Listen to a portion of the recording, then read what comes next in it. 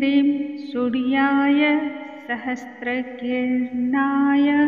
मनोवाञ्छितफलं देहि देहि स्वाहा। नमस्कार दोस्तों, आज के इस वीडियो में हम सुनेंगे रविवार व्रत कथा। इसे सूर्य देवता व्रत कथा के नाम से भी जाना जाता है। इस व्रत की कथा को श्रवण से मनुष्य को जीवन में सुख, शांति, समृद्धि, धन, ऐश्वर्य और इसके साथ ही शत्रुओं से भी सुरक्षा प्राप्त होती है। मनुष्य को मान सम्मान की प्राप्ति के लिए, समाज में प्रतिष्ठा के लिए रविवार से ज़्यादा सर्वश्रेष्ठ दूसरा कोई अन्य व्रत नहीं माना जाता है। इस व्रत की कथा के श्रवण से मनुष्य की मनोकामनाएं पूर्ण होती हैं और इसके व्रत के प्रभाव से उत्तम स्वास्थ्य, उत्तम काया की प्राप्ति होती है। रविवार का व्रत करने वाले प्रत्येक व्यक्ति को सुबह स्नान आदि करने के बाद भगवान सूर्य देवता को जल अर्पण करना चाहिए। जल के लोटे में शुद्ध जल भर के रक्त, चंदन, अक्षत, लाल पुष्प और दुर्वा डाल करके भगवान सूर्य देवता को अर्घ्य देना चाहिए। इसके साथ ही ध्यान यह भी रखना चाहिए कि जल देने का जो पात्र है वह तांबे का ही हो। तांबे से जल देना बहुत ही शुभ प्रभाव को देता है। इस दिन सात्विक भोजन का आहार ग्रहण करना चाहिए और संध्या कालीन के बाद भोजन नहीं करना चाहिए। जो लोग इस दिन व्रत नहीं रख पाते हों उन्हें नमक का कम से कम त्याग तो अवश्य करना चाहिए। रविवार के दिन नमक के त्याग से यदि किसी को चर्म रोग की भी शिकायत है तो वह भी दूर हो जाती है और इससे बहुत ही ज़्यादा सुखी समृद्ध जीवन की प्राप्ति होती है। यदि आप किसी ऊंचे सरकारी महकमे पर आप बैठना चाहते हैं, पद पर आसीन होना चाहते हैं, तब रविवार का व्रत तो अनिवार्य हो जाता है। आइए सुनते हैं रविवार व्रत की पौराणिक कथा। प्राचीन काल की बात है, एक बुढ़िया माई रहा करती थी। नियमित रूप से वह रविवार का व्रत रखती और सूर्य देवता की आराधना करती। रविवार के दिन वह बुढ़िया माई सूर्य उदय के पहले ही उठ करके स्नान आदि क्रियाओं से निवृत्त हो जाती तथा अपने आंगन को गोबर से लीप करके स्वच्छ करती थी। इसके साथ ही वह अपने द्वार पर रंगोली भी बनाया करती थी। इसके बाद वह बुढ़िया माई सूर्य भगवान की पूजा करती, उनकी व्रत कथा का श्रवण करती, भगवान सूर्य देवता को भोग लगा करके दिन में एक ही समय भोजन को वह ग्रहण किया करती थी। यह बहुत दिनों से बुढ़िया माई करती आ रही थी। सूर्य भगवान की कृपा से बुढ़िया माई को कभी किसी प्रकार की ना तो चिंता ही हुई और ना ही किसी प्रकार का उसे पीड़ा ही हुआ। धीरे धीरे बुढ़िया माई का घर धन धान्य वैभव से पूर्ण हो रहा था। दिन पर दिन बुढ़िया माई की सुख और समृद्धि को देख करके उसकी पड़ोसन भी उससे जलने लगी।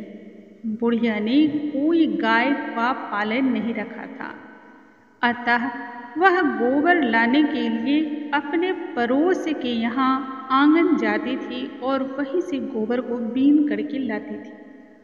पड़ोसन ने बहुत सोच करके विचार करके अपनी गाय को घर के अंदर ही बांधना शुरू कर दिया। अब वह आंगन में नहीं बांधने लगी। रविवार का दिन था। बुढ़िया माई को गोबर की आवश्यकता थी ताकि वह आंगन को लीप सके, परंतु उस दिन उसने देखा कि पड़ोस में तो गाय बंधी ही नहीं है। अब भला वह आंगन कैसे लीपे? आंगन नहीं लीपने की वजह से ही उस दिन बुढ़िया माई ने सूर्य भगवान को ना तो अर्घ्य दिया, ना ही उन्हें भोग लगाया और ना ही स्वयं ही उसने भोजन को ग्रहण किया। सूर्यास्त होने को आया और बुढ़िया भूखी प्यासी वैसे ही सो गई। प्रातःकाल जब सूर्य उदय से पूर्व बुढ़िया की आंखें खुली, तब उसने पाया कि उसके घर के आंगन में एक बहुत ही सुंदर और प्यारी सी गाय है, उसके साथ ही बछड़ा भी है। यह देख करके बुढ़िया हैरान हो गई। झट से उठ करके गाय को आंगन में बांध करके उसने जल्दी से उसे चारा खिलाया। पड़ोसन ने उस बुढ़िया के आंगन में जब सुंदर सी गाय और बछड़े को बंधा देखा, तब उसे जलन तो और अधिक होने लगी। अभी वह जलन महसूस ही कर रही थी कि तभी उसने देखा कि गाय ने सोने का गोबर किया है। गोबर को देखते ही पड़ोसन की तो मानो आंखें ही फटकर बाहर आ गई हों।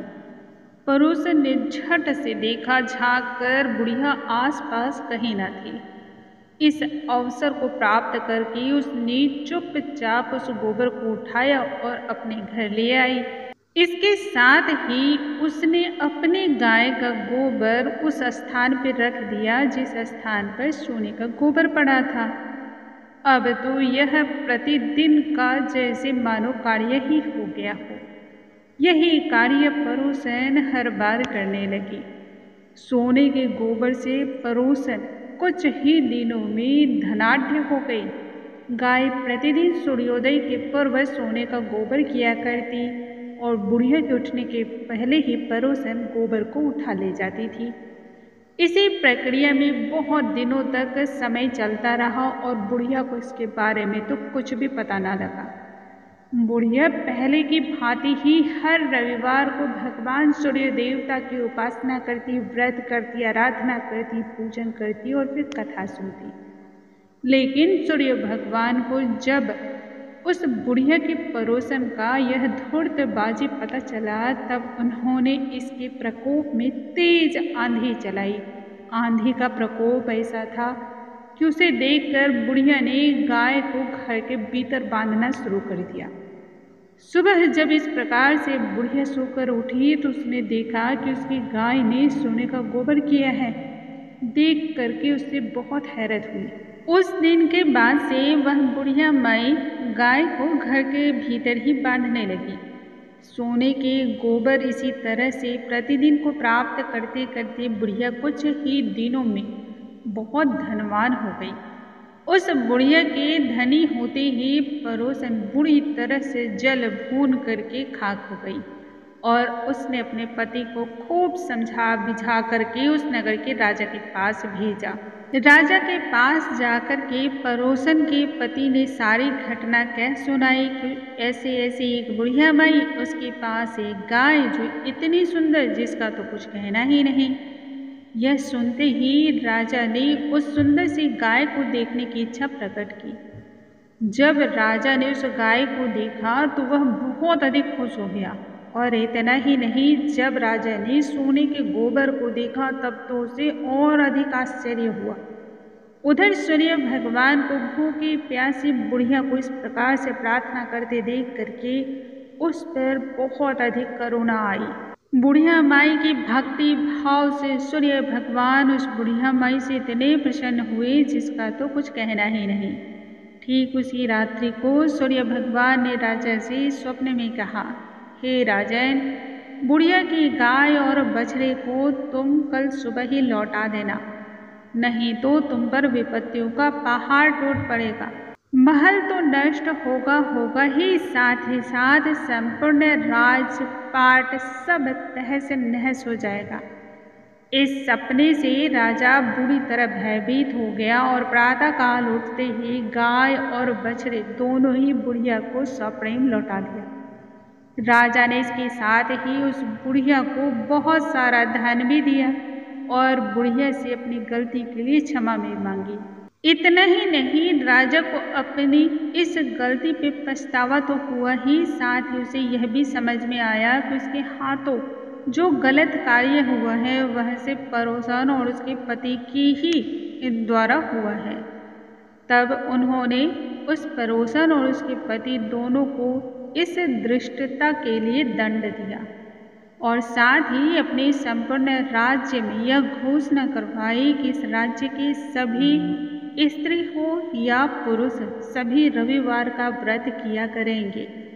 भगवान सूर्य देवता की आराधना करेंगे और उसके बाद एक समय का भोजन ग्रहण करेंगे।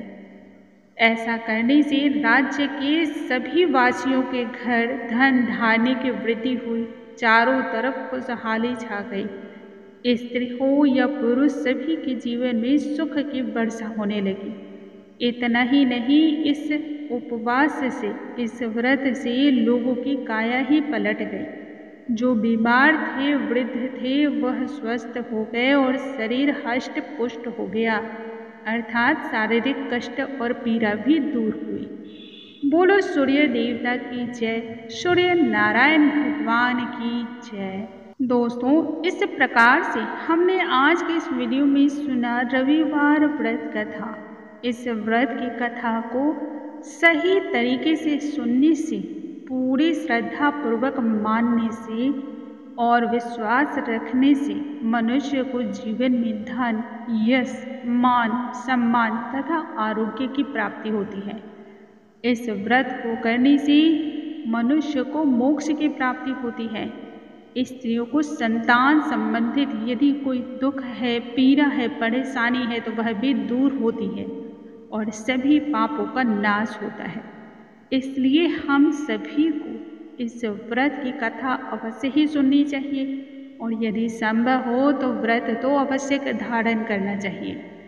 जो व्रत न कर पाते हों वह कम से कम नमक का त्याग करें और तामसिक भोजन का त्याग करें। कल के वीडियो में हम नई जानकारी के साथ फिर से मिलेंगे। तब तक के लिए नमस्कार दोस्तों।